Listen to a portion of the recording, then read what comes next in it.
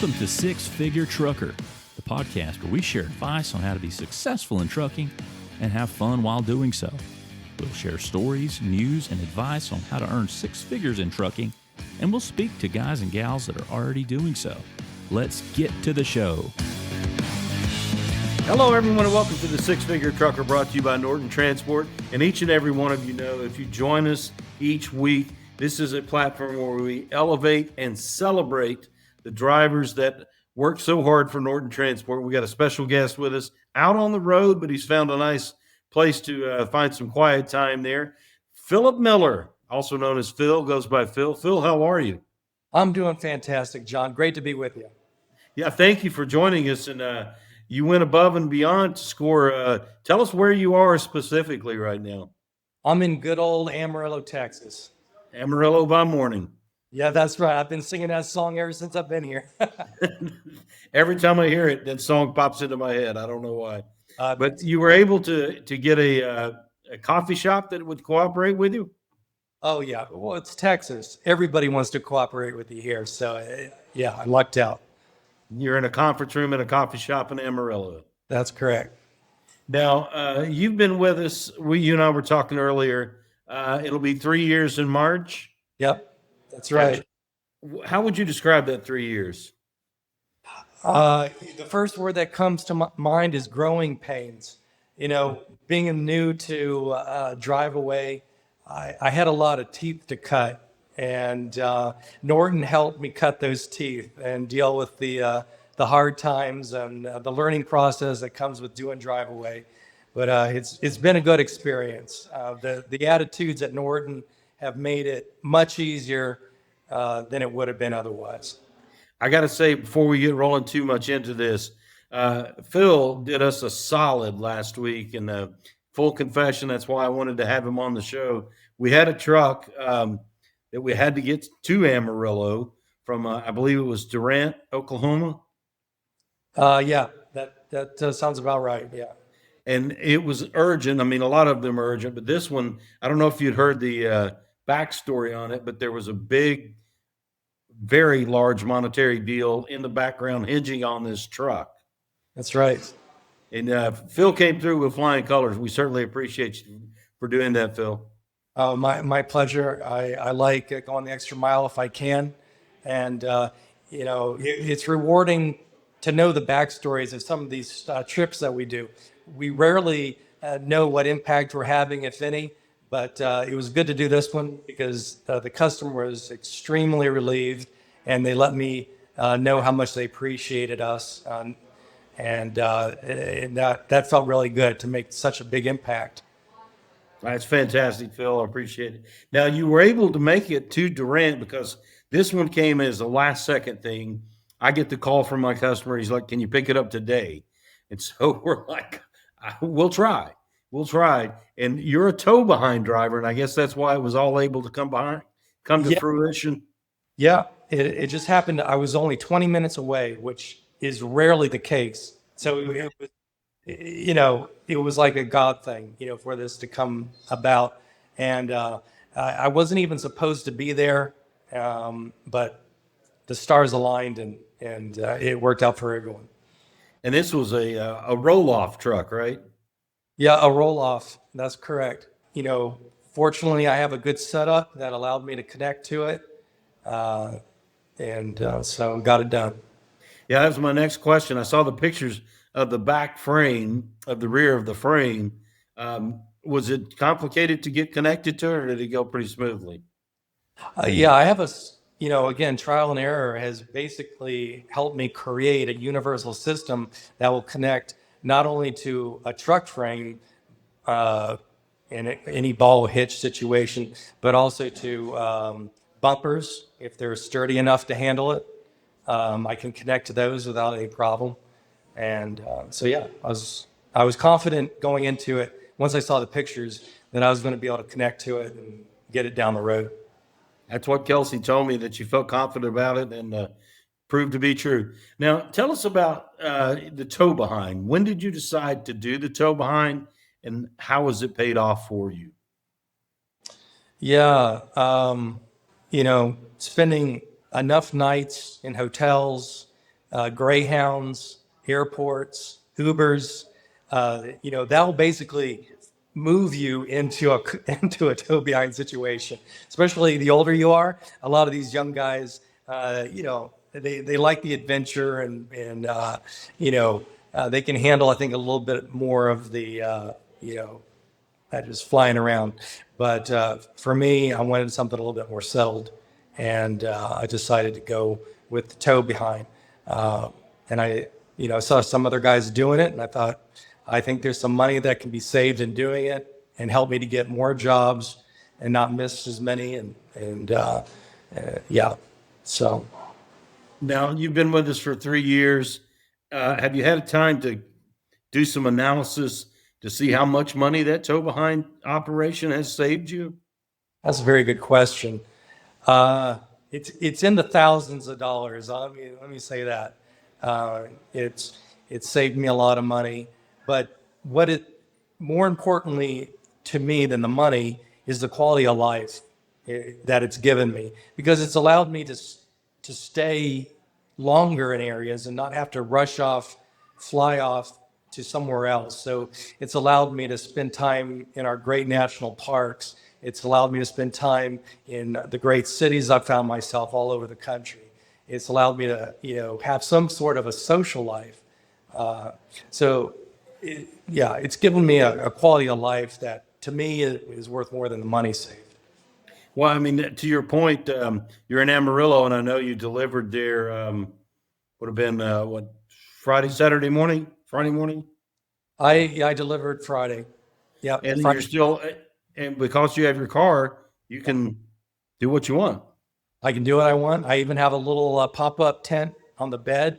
So if I want to go to a national park or an RV park, I can stay in places like that. But I tend to, I like to play pickleball. So I tend to stay close to pickleball court. So that's what I've been doing today. Playing pickleball? How'd it go? It went great. I meet great people. You meet the best people on pickleball courts, very friendly, cordial people. So it's a great outlet. And that's another thing. It gets lonely on the road. And so having pickleball, being able to kind of settle down in a town for a weekend, it helps with some of the loneliness component of being on the road. And it's a great sport for being, you don't need much equipment, a couple of paddles and a couple of balls and Exactly. And that's the big thing. Staying, there's some things that are very important as a driver: taking care of yourself, taking care of your dispatchers, taking care of the trucks you're in. Those things are very important. If you're not doing it, if you're leaving any of that out, it's going to be a hard row to hoe. You know what I'm saying? And I got you. Those are all very important things. You talked about taking care of your dispatchers, and every driver we talk to, a lot of times they talk about it. It's like a marriage. I mean, between the two sides, and Kelsey and Laura, they were both really, really bragging on you, and Kelsey particularly. What's it like working with them? I'm sure you work with them every day. Yeah, it's been a pleasure, and this is what's divided set Norton apart from any of the other competition. Is your dispatchers are the happiest dispatchers, I believe, in the industry. They come every day with a positive attitude, and in Laura and Kelsey have been no exception. Like any marriage, it's not always sunshine and roses. We've had our moments, but we always get over them. And every new day, and we come with our best face forward, try to help each other, because I don't have an easy job. The drivers don't have an easy job, and the dispatchers don't have an easy job. It's challenging. So the more stress we can take off of each other by being positive and supportive, that's only going to be a win for everybody involved in the long run. So I've learned to just have patience, take it easy, and be as nice and as upbeat with my dispatch as possible. I'm sure that's, like you had said, it's a two-way street. They do the same with you. And I looked at a little bit of your stats here. They're impressive. And before we get into those, You hit the big 5-0 this year, didn't you? Very good. I sure did. I appreciate you. Thank you, John, for mentioning that. I'm an old guy now. Thank you. Now the world knows. Yes. Hey, you don't look it, man. You look great. Oh, thank you. I'll write the check later. Thank you. Okay. Okay. But you live down in South Florida, right? Yeah, that's right. Fort Pierce. Yeah, one of the oldest cities in Florida. Yeah. Right up there with St. Augustine. Not quite 1550s, but yeah, it's an old one from 1833. We got our Right, right. Now, I looked at your stats here. I'm reading the stats off my notebook here. 100% check-in, 85% completion, and this is the next one is the one that gets everybody excited. Completion obviously does, but 77% on time. That's a good on-time percentage, and you've been averaging almost 4,600 miles per month. Now, I want to kind of drill down on this on-time percentage. You strike me as a guy that's got his stuff together, and being on time matters to you. Yeah. How do you do it? What's your key? Yeah, I mean, to me, I look at it myself as the face of the company. I'm interfacing with the customer, your customer, my customer, and how I come across, how I look, how I present myself, and when I show up is all part of the package, and that reflects not only on me as a driver, but it reflects on Norton as a company, and so that being on time, being where I say I'm going to be is extremely important. And, it comes down to, being prepared, knowing what it takes to get across country, get across the state, and being realistic about those miles and not taking anything for granted, just, dotting the I's and crossing the T's. And being realistic about what it takes. And actually giving myself some time. I'm trying to give myself a time because I want to be there as quickly as possible. But sometimes it helps just to pad that a little bit. Even though I want to be there, 5 hours sooner or a day sooner, I need to be realistic about when I'm going to be there. Because I like to under promise and over deliver. That's what I try to do. I'm going to be there on time most of the time unless something unforeseen comes up, You're touching on a great point there about being realistic, because we both know in delivering trucks, so many things can come into play that would have an impact on your delivery time. I mean, it's just, you're not thinking straight if you don't think that can happen, because it does. Yeah, absolutely. Yeah. Now, you've been doing with us almost 3 years in March, and you had a couple of years with a couple other companies. What's your, you talked about at the beginning about the learning curve and cutting your teeth. What have you learned from it that's helped you the most? Patience is the first thing that comes to mind. Being patient, not trying to force jobs or rush to the next job. Take the time to allow the right job to present itself.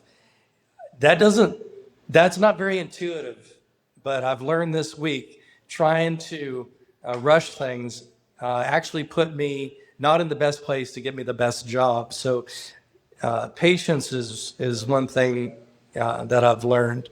That's probably the biggest lesson I've learned is to be patient. Gotcha. Now you're in Amarillo, and then tomorrow you're up and back to Fort Worth, then out. Yep. Driving 5 hours to Fort Worth, and that's another thing I've learned too, is not to be afraid of deadhead miles. Don't turn down a job just because you've got a lot of unpaid hours on the road. It's going to pay off. That little money you put in the gas tank, just get to the job. It's going to pay for itself. It's going to balance out.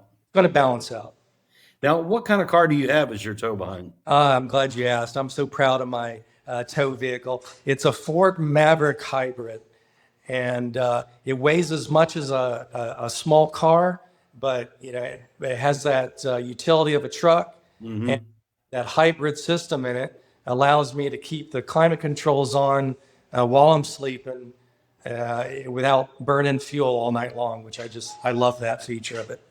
And being a hybrid, I'm sure your MPG is pretty good. Oh yeah, I mean around town I can get 50 miles to the gallon. Uh, a lot of my miles are all electric, even just running around, and it's been a good vehicle to have on the That's road. ideal, man. That's a money saver there too. Yeah, absolutely, absolutely. What's the craziest thing you've seen on the road since you've been doing this? The craziest thing that I've seen was I was going down through the Mojave Desert, somewhere out in California, Nevada, somewhere in there, and I passed this old truck, and he must not have liked me coming past, or that day he decided he was going to try to win the lottery. So he came past me, got in front, and slammed on his brakes as hard as he could. And I think I was in a Peterbilt bobtail semi sleeper berth, I believe. And those things don't stop on a dime. No. But somehow that thing stopped better than his old Dodge did. And I was able to avoid hitting him, even though I had to swerve off the road, and he swerved with me to try to force me hitting him. Oh my goodness. And that was an interesting moment. That's hair raising, no doubt. It sure was. That's probably the craziest thing that's happened. Wow. Well, Phil, we certainly appreciate you joining us here on the Six Figure Trucker, brought to you by Norton Transport. And Phil and I talked a little bit before we got on. He's got a very interesting part of his life off the road, and we're going to talk about that next week. And I'll give you a little teaser. From Florida to Hawaii. We'll leave it at that. We'll see you next week, Phil. Six Figure Trucker is brought to you by Norton Transport. Norton Transport is a drive-away trucking company that customers can rely on. It offers excellent independent contract driving opportunities to professional, courteous, and qualified drivers that can provide the kind of service we deliver. If you're interested in learning more about Norton or just want to subscribe to the show, check out 6-figuretrucker.com. That's 6-figuretrucker.com.